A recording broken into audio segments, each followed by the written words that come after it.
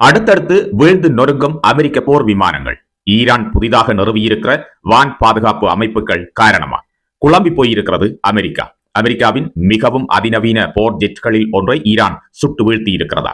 வளைகுடாவில் ஒரு புதிய புதிர் அவிழ்க்கப்பட்டு வருகிறது. ஐக்கிய அரபு எமிரேட்ஸின் வான் பரப்பில் பறந்து கொண்டிருந்த போது அமெரிக்க F-35A லைட்னிங் 2 போர்ஜெட் அவசர சிக்னல் ஒன்றை கொடுத்ததாக தகவல்கள் தற்போது வெளியாகி வருகின்றது. ஐக்கிய அரபு எமிரேட்ஸில் உள்ள அல் சப்ரா விமான தளத்தில் அவசரமாக தரையிறங்க கட்டாயப்படுத்தப்பட்டதாக அறிக்கைகள் வெளியாகி இருக்கின்றன. அமெரிக்காவின் மிகவும் அதிநவீன 5ஆம் தலைமுறை ஸ்டெல்த் மல்டி ரோல் ஃபைட்டர்களில் ஒன்றான F-35A ஹார்மோஸ் நீரிணையின் தெற்கு ஓமானி வான்பரப்பில் பாதுகாப்பு பணிகளை மேற்கொண்டு வந்ததாக கூறப்படுகிறது. அதேவேளை ஃபைட்டர் ரேடார் 24 விமான கண்காணிப்பு தரவு F-35 லைட்னிங் என்ற கால் சைன் மற்றும் 135067 பதிவுடன் கூடிய F-35 விமானமானது துபாய் மற்றும் புஜைரா அருகில் மணிக்கு சுமார் 500 கிலோமீட்டர் வேகத்திலும் அனளவாக 701 மீட்டர் உயரத்திலும் பறந்ததை காட்டியது. விமானம் 7700 என்ற குறியீட்டை வெளியிட்டதாக கூறப்படுகிறது. இது கடுமையான விமானத்திற்குள் அவசர நிலை ஏற்பட்டால் மற்றும் உடனடி உதவி தேவைப்படுவதை குறிக்கும் சர்வதேச டிரான்ஸ்பாண்ட் குறியீடாகும். ஆனால் இந்த அவசர நிலைக்கு என்ன காரணம்? அது இன்னும் தெரிய வரவில்லை. இருப்பினும் இப்போது இது தொடர்பான புதிய கேள்விகள் எழத் தொடங்கி இருக்கிறது. ஹார்மோஸ் நீரிணை பகுதியில் இயங்கும் கப்பல்களை இலக்காக கொண்டு தென்கிழக்கு ஈரானில் உள்ள பந்தர் இ ஜாக்கில் இருந்து ஏவுகணைகள் ஈரானால் ஏவப்பட்டதாகவும் அறிக்கைகள் வெளியிடப்பட்டிருக்கின்றன. ஈரான் கப்பல் எதிர்ப்பு ஏவுகணைகளை ஏவியுள்ளதாக சில அறிக்கைகள் கூறுகின்றன. பந்தர் ஜி ஜாக் ஒரு அசாதாரண இடமாகும், ஏனெனில் இது ஹார்மோஸ் நீரிணையிலிருந்து ஈரானின் பொதுவான ஏவுதளங்களை விட தொலைவில் உள்ளது என்பது குறிப்பிடத்தக்கது. முந்தைய சம்பவங்களின் போது ஈரானிய நீர் வழியை தாண்டும் கப்பல்களை இலக்காக கொண்டு ஏவுகணைகள் மற்றும் ட்ரோன்களை ஏவுவதற்கு ஹெப்ஸ் தீவு போன்ற பகுதிகளை சுற்றியுள்ள இடங்களை ஈரான் பயன்படுத்தி வந்தது குறிப்பிடத்தக்கது. எனினும் இம்முறை நடத்தப்பட்ட தாக்குதல்களுக்கு ஈரானினுடைய ஆழமான பகுதியில் இருந்து இந்த ஏவுகணைகள் ஏவப்பட்டிருப்பது தொடர்பாக இப்பொழுது பேசப்படுகிறது. ஆனால் இதில் ஒரு முக்கிய எச்சரிக்கையும் இருக்கிறது. F-35 அவசர நிலை ஈரானிய நடவடிக்கையால் ஏற்பட்டது என்பதற்கு தற்போது வரை எந்த உறுதிப்படுத்தலும் இல்லை என்பது கவனிக்கத்தக்கது. விமானம் தாக்கப்பட்டதா அல்லது சுட்டு வீழ்த்தப்பட்டதா என்பதை உறுதிப்படுத்தும் வகையில் அமெரிக்காவோ ஐக்கிய அரபு எமிரேட்ஸோ அல்லது ஈரானிடமிருந்தோ இதுவரை எந்த அதிகாரப்பூர்வ அறிக்கையும் வெளியிடப்படவில்லை. இருப்பினும் அமெரிக்காவுடனான பதட்டங்கள் அதிகரித்திருந்த காலகட்டத்தில் அமெரிக்க F-35A லைட்னிங் 2 போர் விமானங்களை வெற்றிகரமாக குறிவைத்ததாக ஈரான் முன்பு கூறியிருந்தது நினைவு கொள்ளத்தக்கது. எனவே இது மற்றொரு ஈரானிய தாக்குதலா? F-35 ஈரானின் தீயினால் சேதமடைந்ததா அல்லது முற்றிலும் தொடர்பில்லாத தொழில்நுட்ப சிக்கலால் அவசர நிலை ஏற்பட்டதா? இப்போதைக்கு சரிபார்க்கப்பட்ட பதில் எதுவும் இல்லை. அதிக நிலையற்ற வளைகுடா பிராந்தியத்தில் F-35 சம்பந்தப்பட்ட எந்த ஒரு சம்பவமும் பெரும் தாக்கங்களை ஏற்படுத்தக்கூடும் என்பது மட்டும் உறுதியானது. லாக்ஹீட் மார்ட்டினால் தயாரிக்கப்பட்ட F-35A லைட்னிங் 2 ஒற்றை இருக்கை ஒற்றை இன்ஜின் சூப்பர்சோனிக் 5ஆம் தலைமுறை ஸ்டெல்த் மல்டிரோல் ஃபைட்டர் விமானம் ஆகும். வழக்கமான நில அடிப்படையிலான இருந்து டேக் ஆஃப் மற்றும் தரை இறங்குவதற்காக வடிவமைக்கப்பட்ட இந்த விமானம் உள் 25 மில்லிமீட்டர் பீரங்கி, மேம்பட்ட சென்சார் இணைப்பு மற்றும் அண்ணளவாக 1.6 மைக் டாப் ஸ்பீட் ஆகியவற்றை கொண்டுள்ளது என்பது குறிப்பிடத்தக்கது. F-35A ஆனது ஸ்டெல்த் சென்சார் பியூசன் மற்றும் மேம்பட்ட சூழ்நிலை விழிப்புணர்வை ஒருங்கிணைத்து அதிக செயற்திறன் மற்றும் 9G தந்திரங்களை செய்யும் திறன் கொண்டதாகவும் வடிவமைக்கப்பட்டுள்ளது. இப்போது ஐக்கிய அரபு எமிரேட்ஸின் மீதான ஒரு அவசர சிக்னல் மிகப்பெரிய கேள்வியை எழுப்பியிருக்கிறது. அமெரிக்காவின் மிகவும் அதிநவீன போர் விமானங்களில் ஒன்றை ஈரான் வெற்றிகரமாக தாக்கியதா அல்லது இது ஒரு தொழில்நுட்ப அவசர நிலைமையா? வாஷிங்டன், அபுதாபி அல்லது டெக்ரான் என்ன நடந்தது என்பதை உறுதிப்படுத்தும் வரை இந்த புதிர் தொடர்ந்து கொண்டே இருக்கிறது.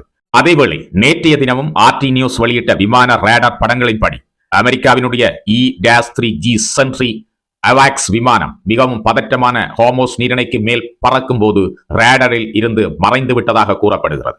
அது தொடர்பான தகவல்கள் இன்று வரை தேடப்பட்டு வருகின்றன என்பதும் குறிப்பிடத்தக்கது. அமெரிக்க விமானப்படையின் வான்வழி முன்கூட்டிய எச்சரிக்கை மற்றும் கட்டுப்பாட்டு ரேடார் திரையிலிருந்து இந்த விமானம் மறைந்து போவதற்கு முன்பு 7700 என்ற அவசர குறியீட்டை அனுப்பியதாக அறிக்கைகள் கூறுகின்றன. 7700 குறியீடு உடனடி உதவி மற்றும் விமான போக்குவரத்து கட்டுப்பாடு மையத்திலிருந்து அவசரமாக தரையிறங்கும் அனுமதி தேவைப்படும் கடுமையான இன்ஃபிளைட் அவசர நிலையை குறிக்கிறது. சர்வதேச அளவில் அங்கீகரிக்கப்பட்ட இந்த அவசர நிலை ஸ்வாக், இயந்திர கோளாறு, மருத்துவ அவசர நிலைகள் அல்லது சாத்தியமான போர் சேதம் உள்ளிட்ட பல்வேறு சூழ்நிலைகளால் அனுப்பப்படலாம். இருப்பினும் அவசர நிலைக்கான சரியான காரணம் தெளிவாக இன்னும் தெரியவில்லை. மேலும் இந்த சம்பவம் குறித்த கூடுதல் விவரங்கள் இதுவரை வெளியிடப்படவும் இல்லை. E-3G Sentry AWACS விமானத்தினுடைய இறுதி நிலை இன்னும் சரிபார்க்கப்படவில்லை. E-3G Sentry AWACS விமானம் மத்திய கிழக்கில் அமெரிக்காவினுடைய இராணுவ நடவடிக்கைகளின் மிகப்பெரிய முதுகெலும்பாக செயற்பட்டு வந்தது. இது வானத்தில் ஒரு கண்ணாக இருந்தது. அமெரிக்க படைகளுக்கு முக்கியமான கண்காணிப்பு மற்றும் கட்டளை மற்றும் கட்டுப்பாட்டு திறன்களை வழங்கி வந்தது.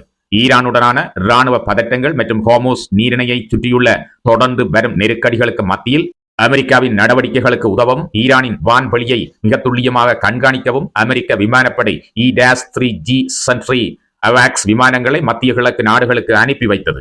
AWACS ஆனது தரைப்பகுதியில் இருந்து வான் மண்டலம் வரை 120,000 சதுர மைல் போர் வெளியை கண்காணிக்க முடியும்.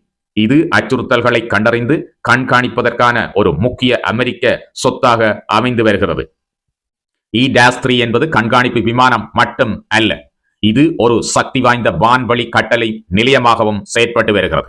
இது விமானம், கப்பல் மற்றும் ஏவுகணைகள், பெரிய ட்ரோன்கள் மற்றும் தரைவழி இலக்குகள் வரை ஒரே நேரத்தில் நூற்றுக்கணக்கான இலக்குகளை கண்காணிக்க முடியும். E-3 உள்ள பணியாளர்கள் அந்த கிடைக்கக்கூடிய தகவல்களை நிகழ்நேரத்தில் கட்டளை மையத்தில் உள்ள தளபதிகள், கடலில் உள்ள கப்பல்கள் மற்றும் பிற அமெரிக்க இராணுவ நிலைகளுக்கு உடனடியாக அனுப்புவார்கள். இந்த தகவல்களை அடிப்படையாக கொண்டு இந்த இராணுவ தளபதிகள் தங்களுடைய நடவடிக்கைகளை உடனடியாக மேற்கொண்டு எதிரி இலக்குகள் மீது தாக்குதல்களை நடத்துவது வழக்கம். அவ்வளவு மிகப்பெரிய ஒரு வானிலிருந்து அமெரிக்காவினுடைய கண்ணாக செயற்பட்ட இந்த விமானம் நேற்றைய தினம் ரேடரில் இருந்து மறைந்திருக்கிறது. இன்று வரை இந்த விமானத்திற்கு என்ன நடந்தது என்பது தொடர்பான விசாரணைகள் தொடர்ச்சியாக அமெரிக்காவால் நடத்தப்பட்டு வந்தாலும் இதற்கான பதில்கள் இன்னும் கிடைக்காத ஒன்றாகவே இருக்கிறது. முதலில் -3 1977 அமெரிக்காவினுடைய சேவையில் நுழைந்தது. மேலும் இந்த விமானம் பல தசாப்தங்களாக அமெரிக்க வான்வழி கண்காணிப்பின் முக்கிய அங்கமாக இருந்து வருகிறது குறிப்பிடத்தக்கது. E-3 ஆனது 2030களிலும் தொடர்ந்து செயற்படும் என்று எதிர்பார்க்கப்படுகிறது என அமெரிக்காவினுடைய விமானப்படை முன்பு கூறியிருந்தது. மேலும் ஈரானுடனான மோதலின் போது இந்த விமானம் ஏற்கனவே ஆபத்தை எதிர்கொண்டுள்ளது என்பதும் குறிப்பிடத்தக்கது. சவுதி அரேபியாவில் உள்ள பிரின்ஸ் சுல்தான் விமான தளத்தில் ஈரானிய சஹட்ரான் தாக்குதல்களில் குறைந்தது ஒரு E-3G Sentry AWACS அளிக்கப்பட்டதாக கூறப்படுகிறது. இது அமெரிக்காவினுடைய வான்வழி கண்காணிப்பு திறன்களுக்கு கடுமையாக அடியை ஈரான் கொடுத்தது என்பது குறிப்பிடத்தக்கது. இப்போது ஹோர்முஸ் நீரிணைக்கு மேல் பதிவான சமீபத்திய ரேடார் சம்பவம் புதிய கேள்விகளை எழுப்புகிறது. இது ஒரு தொழில்நுட்ப அவசர நிலைமையா அல்லது மிகவும் தீவிரமான ஒன்றா? இப்போதைக்கு சரியான காரணங்கள் தெளிவாக தெரியவில்லை. ஈரானிய தாக்குதல்களும் அவற்றின் திறன்களும் அமெரிக்க இராணுவத்தை ஆச்சரியத்தில் ஆழ்த்தியிருக்கிறது என்பது குறிப்பிடத்தக்கது. வாஷிங்டன் ஈரானில் ஒரு விரைவான வெற்றியை எதிர்பார்த்து இந்த போருக்குள் நுழைந்தது. ஆனால் ஈரான் பதிலடி கொடுக்க முடியும், அடித்தவருக்கு திருப்பி அடிக்க முடியும் மற்றும் மோதலை தொடர முடியும் என்பதை மிக தீவிரமாக காட்டி வருகிறது. மேலும் உலக வல்லரசுக்கான செலவுகள் வேகமாக அதிகரித்து வருகின்றன என்பதும் குறிப்பிடத்தக்கது. கடந்த பிப்ரவரி மாதம் 28ஆம் தேதியன்று ஈரான் மீது அமெரிக்கா தனது போரை தொடங்கியதிலிருந்து 750க்கும் மேற்பட்ட அமெரிக்க படை வீரர்கள் காயமடைந்துள்ளதாகவும் பாதுகாப்பு துறையின் போர் உயிரிழப்பு தரவுத்தளம் தெரிவித்திருப்பது குறிப்பிடத்தக்கது. மேலும் இந்த தாக்குதல்களின் போது 18 அமெரிக்க வீரர்கள் கொல்லப்பட்டதாக அமெரிக்காவினுடைய இராணுவ செய்தித்தளம் செய்தி வெளியிட்டிருப்பதும் குறிப்பிடத்தக்கது. அடுத்தடுத்து ஈரானினுடைய வான்பரப்பில் தொடர்ச்சியாக விமானங்கள் மாயமாகி வருகின்ற இந்த சூழல் தீவிரமடைந்து வருகின்றது. ஈரானுடைய வான்பரப்பில் நேற்றைய தினம் ஒரு விமானம் எச்சரிக்கை சமிக்கைகளை வழங்கிய பின்னர் ரேடார் திரையிலிருந்து மறைந்து போனது. இதன் மதிப்பு மிக அதிகளவானது என்று குறிப்பிடத்தக்கது. அதனைத் தொடர்ந்து இன்றைய தினம் மிக முக்கியமான விமானம் ஒன்று காணாமல் போயிருக்கிறது. இந்த விமானங்கள் என்ன காரணத்தினால் காணாமல் போனது அல்லது இதற்கு ஏற்பட்ட விளைவுகள் தொடர்பான விசாரணைகள் தொடர்ந்து இடம்பெற்று வருவதாக கூறப்படுகின்றது. எனினும் இவை தொடர்பான எந்தவிதமான சரியான தகவல்களும் கிடைக்காத ஒரு நிலையில் அமெரிக்கா திணறி வருவதாகவும் சொல்லப்படுகிறது. இது இன்றைய உலக விவர செய்தி தொகுப்பு. இதுபோன்ற மிக முக்கியமான உலக விவர செய்திகளை அறிந்து கொள்ள உலக விவர சேனலை சப்ஸ்கிரைப் பண்ணி அந்த பெல் ஐக்கனை கிளிக் பண்ணி எம்மோடு தொடர்ச்சியாக இணைந்திருங்கள். காணொலி பிடிச்சிருந்த காணொலி லைக் பண்ணுங்க, அப்பதான் நிறைய பேருக்கு இந்த காணொலி சென்று சேர மிக உதவியாக இருக்கும். காணொலி தொடர்பான உங்களுடைய மிக காத்திரமான கருத்துக்களை எதிர்பார்க்கின்றேன். மீண்டும் நாளை மாலை இதே நேரம் ஒரு முக்கியமான உலக விவர செய்தி தொகுப்போடு உங்கள் அனைவரையும் சந்திக்கின்றேன். நான் உங்கள் RM ராம். வணக்கம்.